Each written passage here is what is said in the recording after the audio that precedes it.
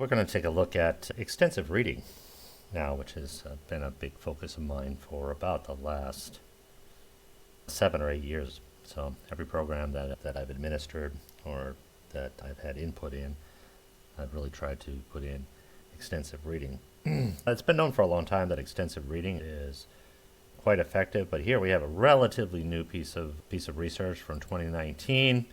The research actually occurred over 2014 and 2015, but this paper was published in 2019. Still, the research is fairly new, and they had a control group, which not always the case. You don't always have the control group. So you can see here in the abstract, the control group had 205 students, and the experimental group had 200 students. So it was a large study, which is also uncommon for extensive reading. Most of the extensive reading program research that I read, I did a lot of reading about it back in 2014-ish, 2015. And then a lot of that was action research on a single class or something, and it wasn't this large. The numbers of kids weren't that large, and the time wasn't as large as this is. Each of these groups went through a year. So let's go ahead and we're going to skip the literature review here, as there's a lot of older research, like I said, a little bit smaller scale on extensive reading. But so there's 405 students total, as we said, 205 in the control group and 200 in the experimental group between 2014 and 2015. 2014 was the control group, and then 2015 was the experimental group. So these are Kozen students in Japan, which is like a trade school 5-year educational program equivalent to high school and junior college early engineering. We took these, let me see if I skip down here. Okay, here we go. So the control group had 6 English classes a week, 3 hours of intensive, 2 hours of grammar classes, and 1 hour of listening class. While the experimental group had same number of English classes, but it was 3 hours of intensive reading classes, 2 hours of extensive reading classes, and 4 of listening. I need to explain the difference between here intensive reading and extensive reading. So intensive reading is, if you ever studied a foreign language or taught EFL, you'll probably be familiar with this kind of reading. We have an article or some story that is normally it's a bit above the student's level and student's natural reading level. We have lists of vocabulary, and we have some and some grammar that are connected to the reading. We study the grammar, study the vocabulary, and we read the story, and we work doing exercises around the story. So it's intensive. It's like we're spending a lot of time into the story doing. If I were an ELA teacher, we might be analogous to close reading. Okay, so we're really concentrated on that. And extensive reading. So for intensive reading, we'll go through very few texts. We might have here, they've got 3 hours of intensive reading classes. That might just be one text. So they might be going through one text per week. The extensive reading is really, the reading needs to be basically on level for the student. It's not too difficult. A lot of times for extensive reading, we talk about the rule of 5. So there are five fingers. So if there's on any page, there's one new word or unknown word, or maybe it's known but not known in this kind of context, then it's probably too easy. If we've got 2 or 3, then it's probably about right. And if we've got 4 or 5, then it's probably too difficult.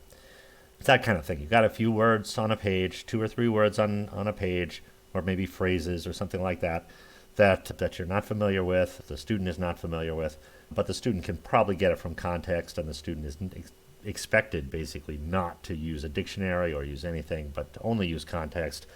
And in this 2 hours of extensive reading, we might cover four articles, whereas in this 3 hours of intensive reading, we might cover just one article. So that we're covering a lot more text. The text is a lot easier, and we're not really deep diving into the text. And they do this over a year. So basically, this control group has 2 hours of grammar classes over the course of a year, so 60 hours.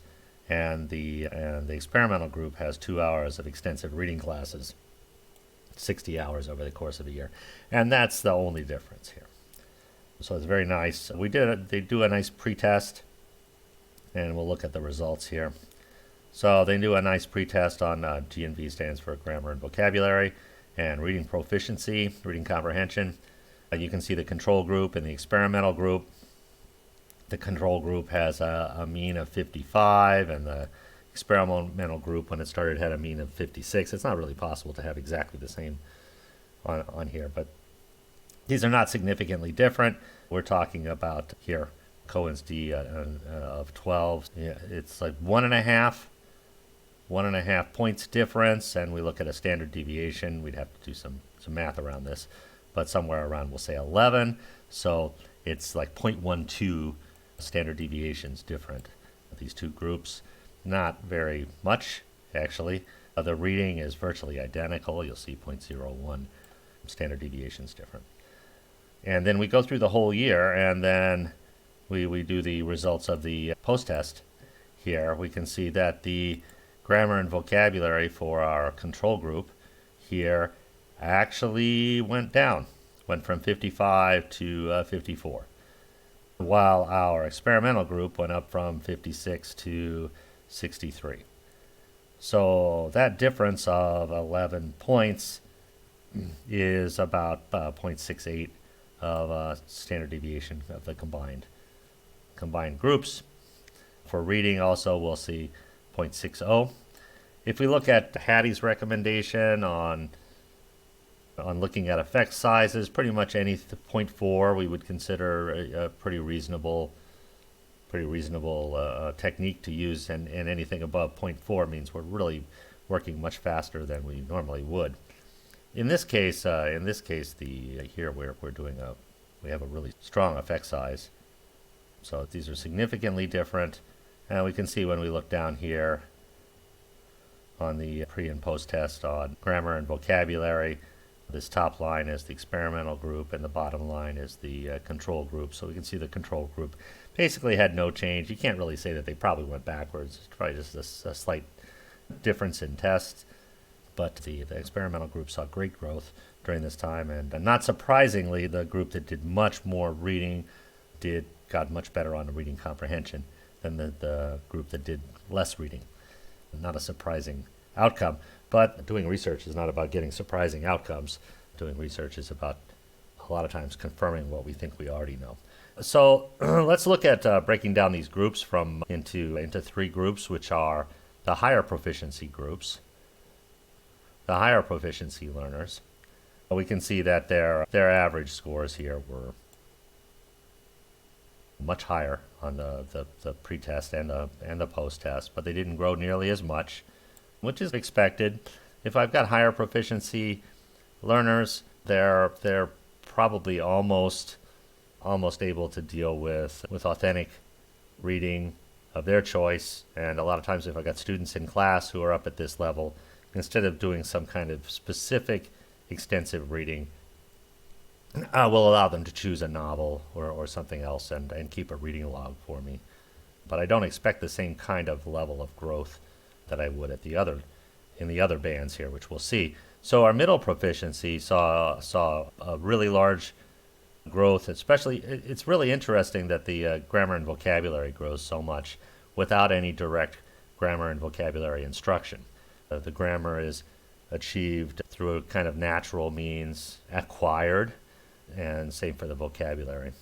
So we can see both those effect sizes are really large, but when we get down to the lower levels, the lower proficiency, this is where it really shines.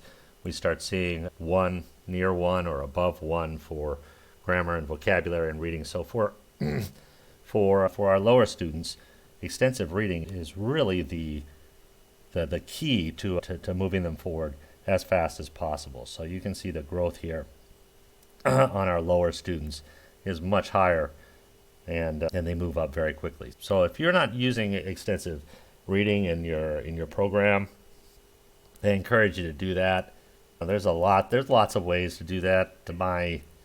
My go-to these days is to use readtheory.com. because it gives me a lot of interesting reporting too. It may not be the best choice for extensive reading if you have an unlimited budget. But if you don't really have a budget for this, Read Theory is a great way to do this. ReadWorks can also be shoehorned into an extensive reading program. I've done that before. It's a little bit difficult on the reporting side, but if you're not that interested in the reports and tracking, then ReadWorks works quite. If you have a budget and you're working with younger kids, especially, I encourage you to look at Reading A to Z, Raz Kids, LearningA2Z.com, that whole portal that they have, because they've got a lot of really high quality, high interest stories that have audio attached to them, and really great reporting that goes along with it. And it's not that expensive, but sometimes I just don't have any budget for an extensive reading. But the takeaway is that you absolutely should have an extensive reading program if you're working with English language learners in a bilingual school or in an international school that largely is non-English, native English speakers. So thank you for going through this research with me today, and I'll see you later.